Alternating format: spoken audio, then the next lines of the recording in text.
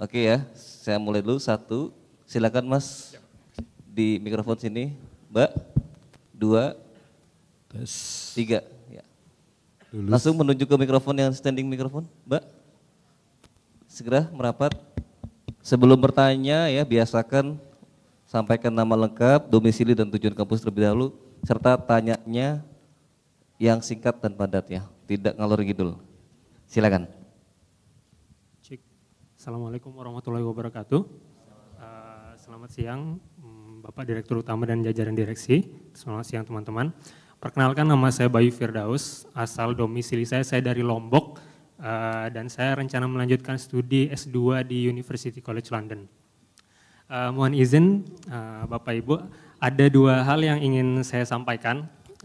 Yang pertama, dari saya pribadi dan mungkin izin mewakili teman-teman yang lain, saya ingin menyampaikan terima kasih yang sebesar-besarnya kepada Bapak Ibu Direksi yang telah memberikan kami kesempatan untuk melanjutkan studi kami, memberikan kami kesempatan untuk mencapai cita-cita kami. Nah, itu yang pertama. Yang kedua, saya izin bertanya, tadi sudah dijelaskan, mungkin disampaikan oleh Bapak Andin tentang perkembangan LPDP sebelumnya dari tahun ke tahun. Cuman saya ingin tahu mungkin selain dari Bapak Direktur dan dari Bapak Direksi yang lainnya, kira-kira di mana atau target apa yang ingin dicapai LPDP untuk 10 atau 15 tahun ke depannya, di mana kira-kira posisi LPDP akan seperti apa nantinya 10-15 tahun ke depannya, dan iya. Pengen ambil lagi ya? Dan apakah mungkin LPDP sebagai lembaga pengelola dana pendidikan seperti lembaga beasiswa lainnya, contoh seperti Chevening atau Fulbright, itu memberikan beasiswa bagi pelajar-pelajar di dunia lainnya untuk studi di Indonesia. Seperti itu kira-kira. Terima kasih. Silakan dilanjut. Cek. Ya, baik, terima kasih. Mohon izin Bapak-bapak, Bapak Andin dan Direktur, sebelumnya perkenalkan, nama saya Zemi. Saya calon mahasiswa di University of Warwick di Inggris. Kebetulan juga saya merupakan pegawai Kementerian Keuangan.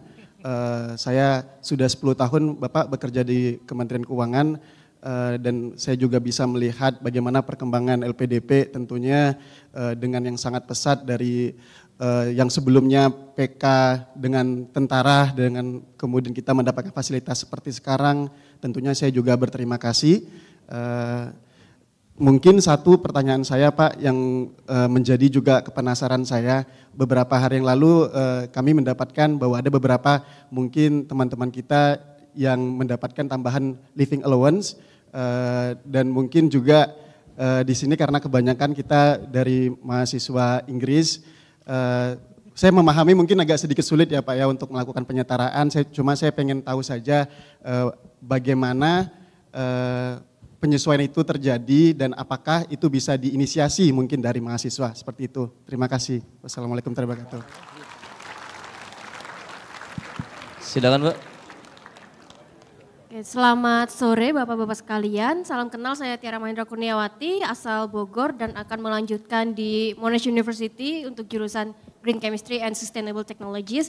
Nah, pertanyaan saya adalah, jadi kalau saya lihat Indonesia ini kan banyak potensinya ya, baik itu di bidang tourism maupun di seni. Namun tadi saya tidak melihat adanya program beasiswa gelar khusus untuk pelaku budaya dan bidang tourism gitu. Mungkin kan ada teman-teman yang mungkin memiliki bisnis di bidang tourism atau mereka artis dan sebagainya. Pertanyaan saya, apakah nanti di mendatang itu ada dicanangkan program beasiswa targeted gitu mungkin untuk pelaku seni budaya dan tourism, karena ya untuk menggali potensi Indonesia juga kan, dan juga mungkin untuk angkatan PK-nya bisa mempermudah mencari talent seni persembahannya gitu ya Pak ya. Gitu aja sih Pak, terima kasih. Baik, terima kasih. Silakan Bapak-bapak berkenan untuk menjawab 3 pertanyaan terlebih dahulu. Jadi cuma megang mic aja nih Pak Wisnu saya. Saya yang warga negara asing kita sudah memberikan ya, dan banyak. tahun ini 500-an lebih dan ditambah yang Dharma Siswa ada hampir 1.000 berarti. Ya, tahun ini aja. Kita punya program kerjasama negara berkembang, namanya KNB, yang menjalankan Dikbudristek dananya full dari LPDP. Kita punya kerjasama dengan UI3, menghadirkan orang-orang asing, terutama dari negara Muslim yang akan sekolah di Indonesia, agar Muslim kita terus bersinggungan dengan pihak-pihak Muslim yang lain di dunia. Itu totalnya hampir 300-400 ya, mahasiswa doktor dan master orang asing ke Indonesia, dan yang Dharma Siswa itu untuk anak satu tahun di sini, kemarin dari 22 negara di dunia datang ke Indonesia 1 tahun belajar tari, belajar seni, belajar bahasa Indonesia. Itu program udah lama yang terus kita lanjutkan karena itu adalah bagian dari diplomasi Indonesia. LPDP 10 tahun, 15 tahun, 20 tahun nanti Pak Wisnu yang menerangkan, tapi saya hanya ingatkan saja 2045 itu tinggal 22 tahun lagi. Bonus demografi akan habis kira-kira 13 tahun, 15 tahun ke depan. Ya, mencetak orang seperti Ibu Sri Mulyani Indrawati, Pak Basuki, sekarang jaraknya dengan dapat doktornya itu 30 tahunan. Jadi mencetak SDM itu butuh waktu, sehingga kita harus segera, ya istilahnya kami gaspol remblong tapi jaga kualitas yang kenceng, prioritas yang kita tajamkan, tidak ada waktu lagi untuk menunggu, ya segera. Dan yang kita lakukan, kalau Pak Agus ini sekarang sudah budgetnya itu sudah dimentokkan gitu ya, hampir nggak ada sisa, kalau LPDP mungkin capaiannya 100% lebih. Ya, karena dikit-dikit ngambil dari sisanya dari kementerian yang tadi ada sisa-sisa dikit kita pakai untuk Anda semua.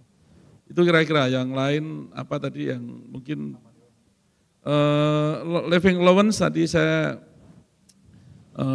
diskusi dengan Pak Dirut, kita punya secara rutin melakukan review terhadap living allowance di seluruh dunia. Di seluruh dunia. Itu secara rutin kita lihat. Karena ada yang dulu kita tidak pernah punya mahasiswa di tempat itu, maka living allowance-nya cukup rendah karena belum ada reference.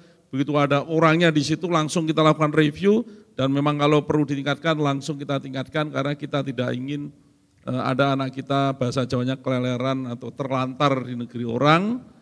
Ya, tapi batasnya adalah kita mencukupkan tanpa harus memanjakan. Ya. Karena kalau memanjakan, maka kita akan kehilangan kesempatan untuk merekrut Anda semua, karena setengahnya akan diserahkan kepada orang-orang yang lebih manja gitu kan. Jadi kita nggak mau seperti itu. Jadi kita selalu akan review. Apakah boleh ada usulan-usulan dari mahasiswa awardee? Boleh. Ya, biasanya kalau terjadi emergency.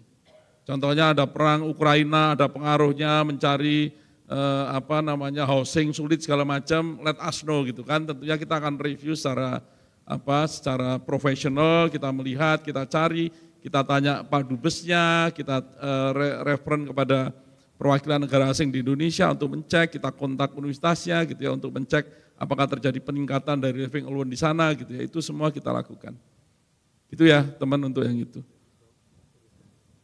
Yang tourism budaya sebenarnya kan kita Indonesia ini LPDP ini keren ya. Kerennya Anda sebenarnya bidang apa aja kan boleh daftar. Enggak ada yang enggak boleh kan. Enggak ada yang kita blacklist bidangnya. Jadi mau master mau doktor silahkan. Nah pelan-pelan atau cepat-cepat kita terus melakukan prioritas. Ya yang ada di depan mata hilirisasi industri kita tangkep. Hilirisasi industri ternyata harusnya tidak hanya bidang mineral, tapi juga maritim, maka itu dengan Belanda kita dorong. Juga agriculture ya, sampai kosmetik, CPO segala macam kan harus dihilirisasi ya, agriculture penting. Kemudian bidang penting yang selalu disampaikan oleh pemerintah, oleh Bu Sri Mulyani, oleh Pak Presiden gitu ya, itu kan selalu tidak lepas dari masalah green energy, green economy ya. Kemudian ada masalah digital. Digital itu nyangkutnya ke kreatif dan juga ke tourism. Ya, nanti kalau ada kebutuhan spesifik dari Parekraf, ada kebutuhan spesifik, kita udah beberapa kali rapat ya dengan 5 destinasi prioritas Indonesia di tourism. Kalau ada yang kita dorong untuk master dan doktor, sangat mudah bagi LPDP untuk untuk mendukung ya. Tapi seringkali kebutuhannya adalah non-degree. Ya, untuk katakanlah Labuan Bajo, ada kebutuhan non-degree. Nah, ini yang terus kita koordinasikan apakah LPDP menelurkan sendiri atau kerjasama dengan Dikbudristek dengan program-program non-degree-nya. Itu untuk yang, jadi kita tetap melihat itu suatu area yang penting untuk bangsa ini ya. Tourism kita sering berdiskusi. Cukup ya Pak ya? Supaya Pak Wisnu. Saya cuma pegang mic aja kok, nggak jawab. Izin Pak Dirut. Jadi untuk yang tadi bertanya beasiswa untuk pelaku budaya. Kami di LPDP itu punya amanah satu lagi, yaitu dana abadi kebudayaan. Silakan teman-teman pegiat budaya bisa mengakses itu. Di samping tentunya kalau beasiswa harus alamatnya ke beasiswa, tapi untuk yang pelaku budaya itu disiapkan di sana. Tinggal teman-teman sering-sering melihat itulah website atau apapun, mencari informasi apa saja yang bisa didukung oleh beasiswa, bukan beasiswa, berarti dukungan dari dana abadi kebudayaan. Tadi yang bertanya tahun depan, 2 tahun, 15 tahun lagi, 20 tahun lagi LPDP kemana, tentunya ini kita terus sudah tidak bisa berhenti membawa LPDP menjadi world class organization, organisasi kelas dunia, karena dari urutan dana abadi saja, saya dapat info dari Pak Orisa, kita 10 juta dolar itu kira-kira di posisi 38 dari dana abadi sedunia. Saudara-saudara bisa bayangkan bahwa itu ya 10 billion, 10 billion US dollar. 10 billion, 10 juta dolar, 10 miliar. 10 miliar dari itu artinya kita sudah kelas world class ya. Kita nanti akan terus mengembangkan organisasi ini sehingga kita bisa melayani dan juga mempersiapkan pemimpin-pemimpin 2045.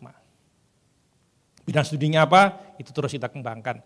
Tentunya saja banyak hal-hal baru yang hari ini belum terpikirkan, kami siapkan slotnya nanti di masa datang.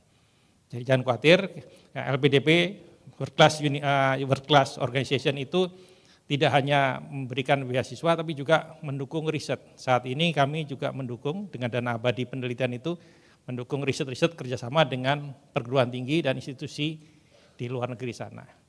Bahkan dengan negara tetangga itu ada perguruan tinggi NTU, kita membayar risetnya. Selama ini kan kita dapat biasanya minta grant ya, kita juga melakukan pembayaran terus itu. Kami juga LPDP dipercaya untuk kerjasama dengan Bill and Melinda Gates Foundation untuk pendanaan riset. Jadi kalau itu kelasnya kita sudah world class organization. Saya kira itu, jadi untuk mendatang kita naik kelas terus, dan info dari sumber-sumber lain bahwa LPDP itu sekarang bisa mengungguli pengelolaan dari Fulbright. Infonya banyak yang nggak daftar Fulbright karena semua yang daftarnya ke LPDP ya. Nah, itu. Artinya LPDP much better than Fulbright. Ini saya juga kecap nomor 1 ya. Bahkan stipend atau allowance-nya LPDP lebih besar daripada Fulbright. Lainnya dengan Australian Award AS itu kita juga disampaikan dari Pak Dirut kerjasama, karena mereka mau nggak mau mengelirik kita sebagai world class organization itu, ternyata kita bisa dan mungkin lebih mampu dari mereka-mereka itu. Jadi jangan khawatir, saudara-saudara nanti bantu kami juga untuk terus-menerus membuat LPDP ini lebih baik. Saya kira gitu Pak, bisa. Pak Auri. Jadi gimana 15 tahun lagi? 15 tahun lagi kita jadi organisasi kelas dunia yang juga melayani untuk menciptakan pemimpin masa depan, pemimpin 2045. Bidang-bidangnya tentunya bidang-bidang yang nanti dibutuhkan di 2045. Saya kira gitu Pak. Ya, mungkin sedikit ya, menambahkan yang bagaimana LPDP 10 tahun atau lebih dari 10 tahun ke depan. Salah satu yang sudah di hadapan mata kami para direksi adalah, jadi LPDP harapannya nanti 10 tahun ke depan bisa juga menambah dana abadi dari luar APBN. Jadi kalau teman-teman tahu ya, sebenarnya itu ada dana puluhan miliar dolar di sana, dana filantropi, dana yayasan, dana pensiun, itu kan sebenarnya bisa masuk ke Indonesia dan bisa menjadi, misalnya dibuat menjadi program co-funding untuk LPDP. Bayangkan misalnya LPDP udah punya 150 triliun ditambah dana-dana dari luar negeri, kan bisa memultiplikasi jumlah para awardee LPDP dan program-program lainnya. Jadi itu dalam waktu 10 tahun ke depan, dalam salah satu yang ingin kita capai adalah LPDP bisa menggunakan dana dari luar APBN. Jadi tidak hanya dana APBN saja. Itu saja tambahannya, Pak. Baik. Sudah semuanya ya. LPDP ke depan kita sedang susun roadmap-nya. Dari si layanan terutama yang Anda tanyakan terutama beasiswanya ya. Kalau saya ibaratkan vaksin, LPDP itu boosternya. Jadi apa namanya, kita hanya untuk tidak usah besar sekali tapi memicu yang utamanya kemarin ya. Makanya dari 0,34% alumni LPDP kan baru 0,01%-nya. Tapi kalau itu powerful, menurut saya sangat baik banget buat negeri ini. Tapi paling tidak mudah-mudahan kalau saya bisa jumlah mahasiswa 40.000 ini dulu waktu teman-teman bikin adalah target 2025. Jadi kata Pak Agus, Pak kita udah maju 2 tahun, gitu Pak Agus ya. Jadi tapi kalau mudah-mudahan kalau LPDP bisa double dari sekarang 8.000 bisa 16.000 per tahun, menurut saya mudah-mudahan kita turut berkontribusi menyelesaikan PR-PR mengenai bonus demografi 12 tahun ke depan yang akan habis, yang orang-orang terbaiknya bisa kita seleksi dan kita sekolahkan, dan nantinya 15 tahun lagi atau 20 tahun lagi pada saat 2045 usia Anda akan seumur saya, adalah on the best age, dan kalian akan menjadi pemimpin di Republik ini gitu. Amin ya. On the premium age Pak ya. Oh, usia 50 pada tahun 2045 kan ya. Jadi selamat menikmati. Mohon tambahin Pak. Sebenarnya saya hanya bawa catatan aja sih, tapi dikasih kesempatan ngomong. Terima kasih Pak Dirut. Jadi kalau teman-teman kalau berbicara masa depan, yang pasti karena sifatnya dana abadi, maka akan ada terus dananya tanpa nanti kita tergantung dari APBN. Ya, jadi beda dengan kalau di budget ya. Ada beberapa negara yang mungkin tahun-tahun ini mereka fokus di memberikan beasiswa, tapi the next 5 tahun, 10 tahun lagi belum tentu menjadi prioritas. Tapi kita ya dengan LPDP yang dana abadi, endowment fund ya, itu dipastikan dananya akan ada terus ya, dan hasilnya itu yang digunakan untuk beasiswa, untuk riset. Dan nanti ke depan pilihannya adalah tadi sebenarnya sampai Pak Andin, kita memilih yang sifatnya booster. Jadi yang dipilih adalah bidang-bidang yang sebagai pengungkit Indonesia maju. Seperti saat ini ya, teman-teman ya di kader untuk menjadi pemimpin di bidangnya masing-masing. Kalian adalah lokomotif, kalau Pak Dwi sering bilang menjadi lokomotif untuk masing-masing bidang. Ya, itu yang dijalani LPDP. Jadi kalian akan didorong ya, pengambil untuk yang S2, S3, spesialis, atau apapun bidangnya itu menjadi pemimpin Indonesia di masa depan.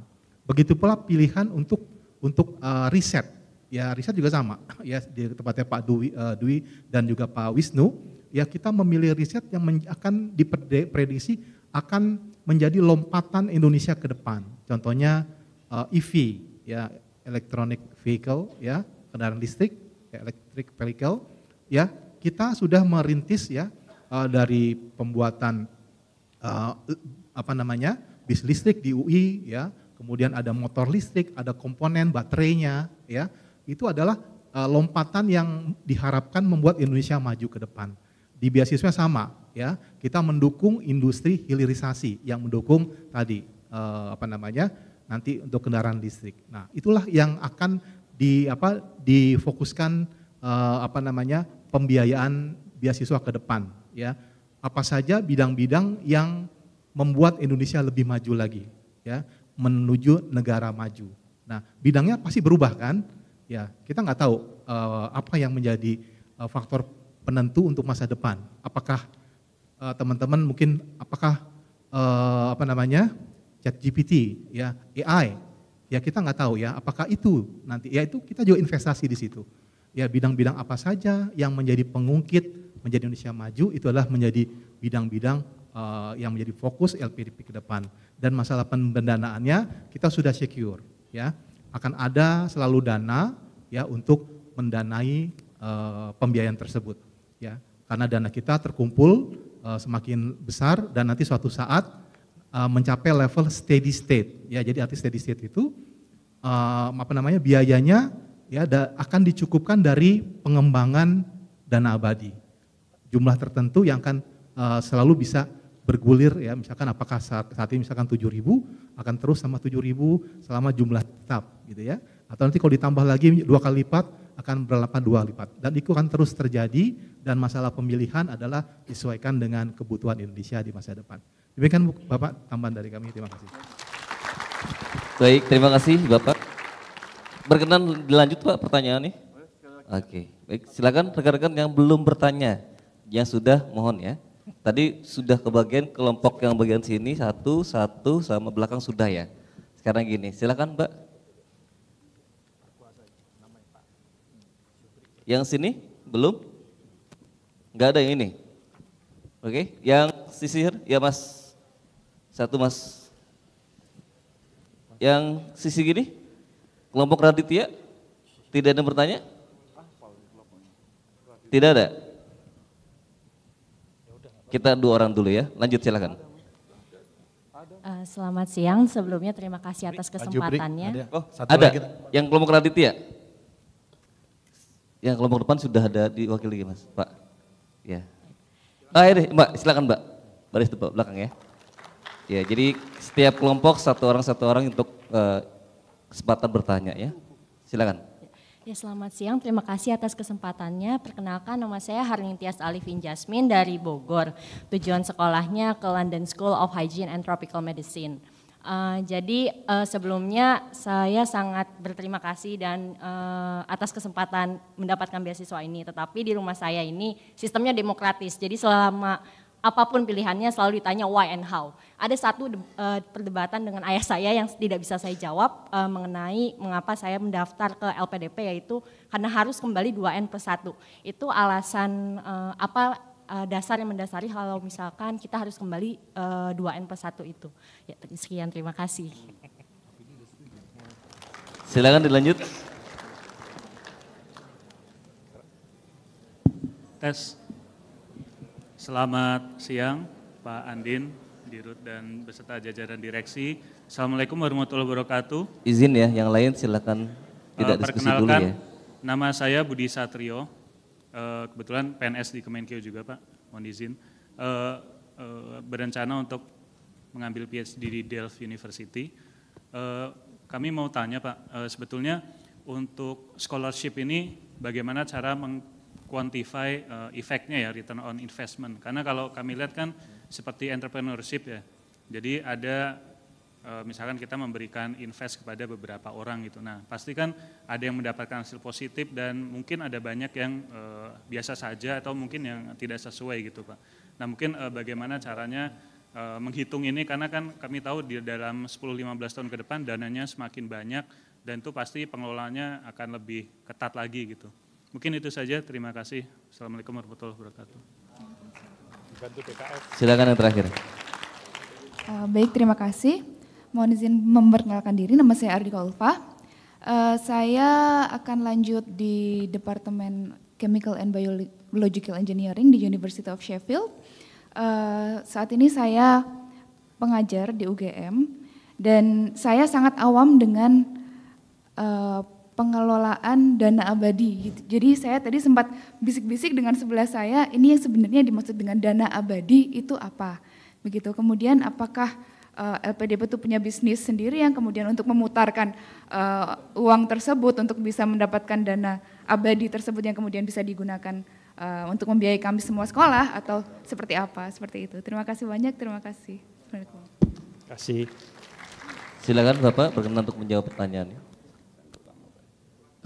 2N+1 itu kalau nggak salah ada peraturannya Pak ya?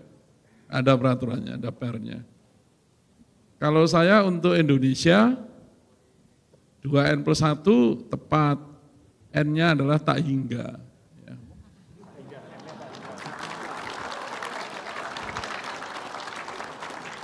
Betul kan ya? Untuk merah putih kan N-nya tak hingga ya. Kita kan cinta Indonesia ini sampai mati kan? Ya. Kalau di mall-mall itu harga pas, NKRI harga mati kan gitu. Nah, 2N+1 N-nya masa studi Anda.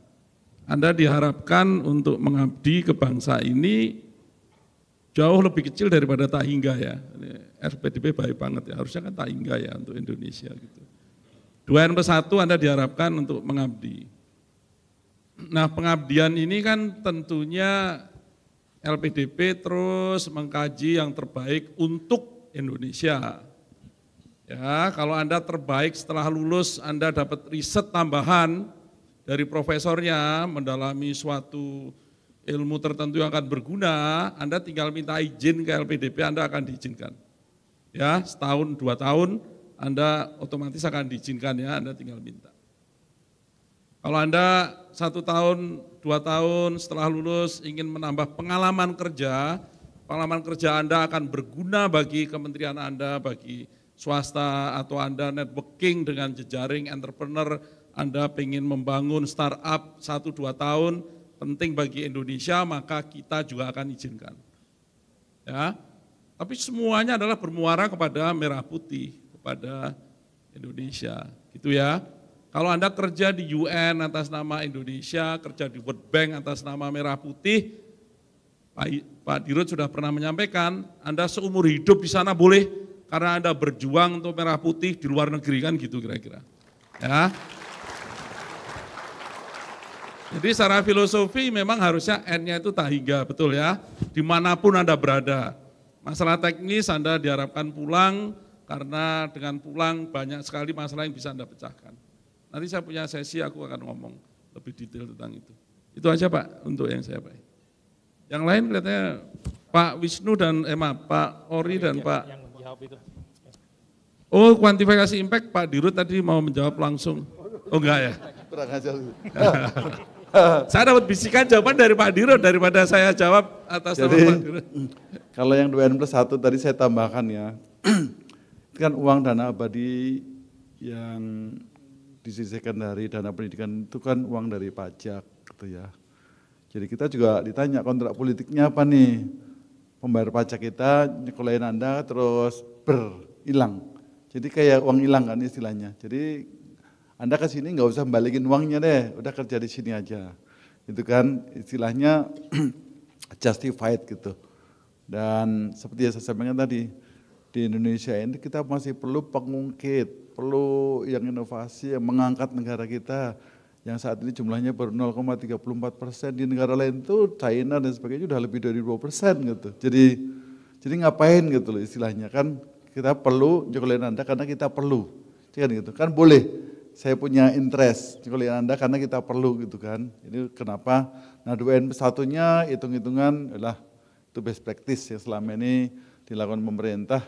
Kalau kita ikutan dinas 2N+1 kita ikutin gitu ya. Jadi teman-teman, tapi tadi saya sampaikan Anda sekolah nambah ilmu, kemudian kita kasih kesempatan, udah daripada nyuri-nyuri, orang yang mau magang setahun, 2 tahun kita kasih, tapi clear ya, ada izin ke kita dan magangnya jelas, bukan kerja yang mohon maaf, jadi kerja kasar atau yang gak ada hubungannya sama bidangnya. Jadi kalau magang kita kasih di mana saja, gitu. Nanti setelah itu baru kembali untuk mengabdi.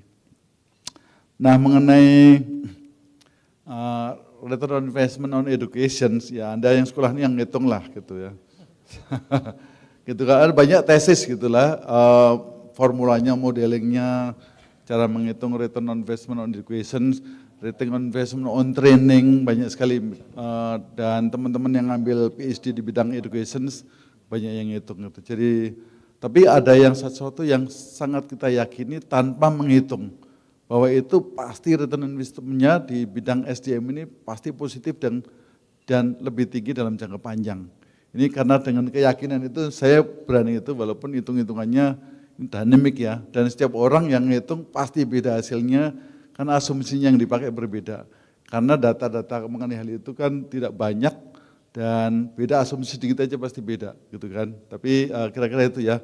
Jadi silahkan yang ngambil jurusan education, apalagi yang dari dosen tadi, silahkan ngitung itu. Kita sedang dengan senang hati. Kita juga lagi ngitung-ngitung juga di LPDP, kerjasama sama para alumni yang jadi dosen di berbagai perguruan tinggi. Kita diskusi-diskusi dengan staf khusus menteri, gitu ya. Ada dua hal, return on investment on education and return on investment on training. Yang apa tadi? Investasi dana abadi. Investasi dana abadi ya itu sangat mudah aja. Ya kalau Anda katakanlah dikasih uang dari Bapak Anda 100 juta didepositokan dan yang hanya dipakai boleh dipakai untuk belanja bunga depositonya. Sesimpel itu. Hanya ini uangnya besar dan investasinya tidak hanya deposito, tapi investasinya tentu saja di berbagai instrumen. Sekarang ini ada obligasi negara, ya, ada di obligasi korporasi, bisa beli saham gitu ya. Jadi financial markets, saya sarankan apapun Anda jurusannya, Anda harus pelajari itu financial market, financial planning, individual financial planning, itu kalau mau Anda sukses. Karena dimanapun Anda bekerja, apakah bekerja sendiri, apakah jadi pengusaha atau jadi investasi, Anda akan berhadapan dengan laporan keuangan, gitu ya. Jadi, dan tak kasih tahu ya, bahwa orang-orang kaya di dunia itu bukan alumni Fakultas Ekonomi. Tapi mereka ngerti laporan keuangan, dan mereka ngerti cara investasi. Mark Zuckerberg, Bill Gates, Elon Musk, mereka bukan Fakultas Ekonomi, tapi mereka ngerti cara investasi. Jadi ini kesempatan ya teman-teman ya, sambil kuliah nanti bagaimana sih investasi. Kemarin ada pameran di Sekjen Kemenq di Indonesia itu hanya 20% anak muda yang punya obligasi retail pemerintah. Jadi literasi investasi kita itu masih rendah. Kalau punya uang di tabungan aja, kita agak kurang kreatif. Investasi dicobalah teman-teman tuh, apalagi di luar negeri iseng-iseng beli saham gitu, di stock market gitu. Ya nggak usah gede-gede, tapi bagian daripada kita nanti tiap hari ngamatin pergerakan gitu. Tapi jangan jadikan pekerjaannya, nanti sekolahnya terganggu. Tapi it's fine, it's interesting, dan itu membuat insting kita jalan terus, mengasah kita. Gitu ya, ini sekaligus saya pesan sponsor untuk Anda semuanya. Biasanya ada Pak ya, di kurikulum PK ini untuk financial planning, ada ya? Ada ya? Oke. Silakan, mau nambah? Oke, menambahkan sedikit ya Pak Dirut. Curagannya investasi ya. Pak Orisa. Tadi pertanyaan kalau nggak salah apakah di LPDP ada semacam fungsi atau proses khusus? Iya, itu Pak Dirut sudah membagi-bagi tugas ya. Ada Direktorat Investasi, ada Direktorat Keuangan, ada direktorat yang menangin pelayanan seperti Pak Dwi dan Pak Wisnu gitu. Jadi Pak Andin ini jenius, saya disuruh cari uang, Pak Agus pegang uang, Pak Dwi dan Pak Wisnu menghabiskan uang gitu. Jadi kita emang udah bagi-bagi tugas gitu ya. Ya seperti yang dijelaskan Pak Dirut, kami di investasi mencoba beragam ya. Dari deposito untuk likuiditas, terus kita ke yang high risk, ke SBN dan obligasi korporasi, ke depan kemungkinan juga ke saham. Walaupun kenapa sih ke saham lambat ya, memang kalau mau ke saham memang harus ke blue chip yang mungkin yang internasional. Karena kalau ngelihat rezim suku bunga tinggi saat ini, justru kayak ke obligasi korporasi itu yang paling bagus sembari mendukung BUMN utama dalam mengkapitalisasi dana. Jadi LPDP ini lengkap. Kita tidak hanya mencetak orang, mencetak talenta, tapi investasi kami pun diarahkan oleh Pak Andin juga untuk mensupport BUMN utama di Indonesia dengan cara membeli surat obligasinya mereka. Itu salah satu contoh. Makasih Pak. Dan sebelum Pak Agus, investasinya ini dijagain di LPDP ada namanya SPI, Sistem Pengendalian Intern. Kita juga diperiksa oleh Inspektorat Jenderal, dari Kemenq pasti tahu tuh. Kita juga diaudit oleh BPK, kita diaudit oleh akuntan publik. Jadi mekanismenya tidak hanya bagaimana naruh uangnya, tapi juga tata kelolanya semuanya diaudit. Jadi mudah-mudahan aman lah di LPDP, sehingga ada kepercayaan, bahkan lembaga nirlaba internasional mau ikut nitip uangnya ke LPDP untuk dipakai kegiatan filantropi gitu. Jadi Pak Agus, silakan. Tadi pertanyaan dari yang tentang dana abadi ya, mungkin tadi pertanyaannya apa itu dana abadi ya, kalau nggak salah ya. Jadi saya mungkin menerangkan konsep ya. Dana abadi itu adalah dana yang dikumpulkan ya, diakumulasi, tapi nanti tidak boleh digunakan pokoknya. Yang boleh digunakan adalah hasil investasinya. Contohnya kita punya uang 100 juta, pilihannya mau belanjakan buat beasiswa harus habis langsung 100 buat 100 anak, atau ya karena bunganya 10% ya 10 juta ya, maka Anda hanya bisa 10 anak, tapi akan terus dapatnya 10%. Ya, itu akan abadi terus. Jadi setiap tahun 10, tahun depan 10 lagi, 10 lagi, 10 lagi, sampai 10 tahun kan, jadi bisa sampai 10 tahun dan makin terus lagi, ya enggak? Dengan asumsi enggak ada inflasi ya. Makanya kadang-kadang dana abadi itu harusnya ditambahkan lagi. Enggak semuanya dibelanjakan, tetapi hasilnya sebagian diinjeksi lagi ke dana abadi supaya mengganti penurunan nilai karena inflasi, sehingga nilainya akan tetap. Ya, jadi itu akan recover terus. Jadi pilihannya tadi 100 juta dihabiskan 1 tahun buat 100 orang, atau nggak boleh digunakan pokoknya, tapi dapat 10%, 10 juta, tapi Anda hanya bisa 10 orang, tapi akan abadi buat 10 orang, 10 tahun, ya nggak 100 kan? Tapi habis itu bisa lagi kan, terus lagi, dan terusnya. Kalau 100 habis selesai, setahun selesai. Nah kalau tadi terus-terusan gitu. Itu abadi dari sisi pokoknya, walaupun nanti secara value dia akan turun ya, karena kan tergerus inflasi. Nah itulah nanti Pak Oriza yang akan menginvestasikan gimana caranya supaya nilai tidak turun. Dan kalau saat ini pemerintah masih memiliki kemampuan berbaik hati ya, terus menambah LPDP dana ya, seperti Pak Andin bilang, karena teman-teman awardee, alumni sudah berprestasi, itulah yang disampaikan, dijual ya ke DPR. Kami sudah mendanai dan ini hasilnya, sehingga DPR dengan senang hati menambah. Nah itu menambah nilai ya. Padahal harusnya kalau abadi tadi dia harus disisihkan ya, dimasukkan sehingga dia nilai tidak turun gitu ya. Itu mungkin konsep dana abadi ya teman-teman. Terima kasih.